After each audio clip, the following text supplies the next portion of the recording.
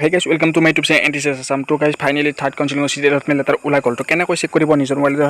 সকলোবোৰ তথ্য এইটো ভিডিঅ'ত জনাইছো গতিকে ভিডিঅ'টো একদম হেকলৈকে চাব ষ্টেপ বাই ষ্টেপ আপোনাক গতিকে দেখুৱাই দিছো যেটো ফাৰ্ষ্ট কাউন্সেলিং আৰু সেকেন্ড কাউন্সেলিং তো কমপ্লিট হৈ গল তেতিয়া থাৰ্ড কাউন্সেলিং আজি ওলালে তো গতিকে আপোনাক চেক কৰি কেনেকৈ কৰিব সকলোবোৰ তথ্য এইটো ভিডিঅ'ত জনাইছো গতিকে ভিডিঅ'টো একদম হেকলৈকে চাই থাকিব আৰু চেনেলটো যদি নতুন কৈছে চেনেলটো সাবস্ক্ৰাইব কৰি কিনে ঘণ্টা বটনটো অল প্ৰেছ কৰি দিব আৰু ইনষ্টাগ্ৰাম যদি ফলো কৰা আপোনাক ইনষ্টাগ্ৰাম ফলো কৰিব আৰু হোৱাটছআপ গ্ৰুপটো যদি এতিয়ালৈকে জয়েন হোৱা নাই আপোনাক হোৱাটছআপ গ্ৰুপটো জয়েন হৈ ল'ব পাৰে তো এতিয়া মই প্ৰথমতে আপোনাক গতিকে দেখুৱাই দিছো apply for the ITI Assam কাউন্সেলিংত মই ক্লিক কৰিম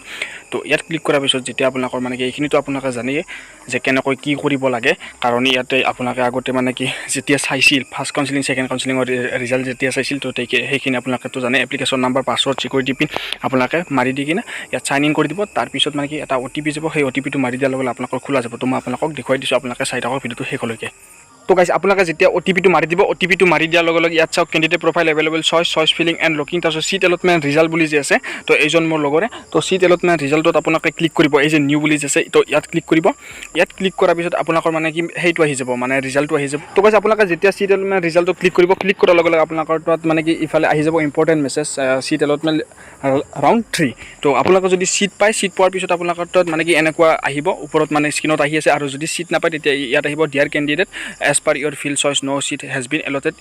in this round মানে এনেকৈ আহিব তো গতিকে আপোনালোকে তো গম পালে কেনেকৈ স্টেপ বাই স্টেপ আপোনালোকে চাব লাগে তো সিট এলটমেন্ট ৰিজাল্টত আপোনালোকে ক্লিক কৰিব ক্লিক কৰাৰ লগে লগে আপোনালোকৰ তাত ধুনীয়াকৈ আহি যাব যদি সিট পায় সিট পোৱাৰ পিছত ওপৰত এনেকৈ আহি যাব আৰু যদি সিট নাপায় তেতিয়া ইয়াত নো সিট अवेलेबल বুলি আহি যাব তো এতিয়া বুজিটো পালে কেনেকৈ কি চাব লাগে তো গতিকে এইখিনি আছিল আৰু কিবা যদি আপোনালোকে সুধিব লগা আছে আপোনালোকে সুধিব পাৰে কমেন্টত আপোনালোকে সুধিব পাৰে আৰু কোনে কোনে সিট পাইছে হেতু আপোনালোকে কমেন্ট কৰি এতিয়াই জনাওক তো আজিলৈকে bye bye guys bye bye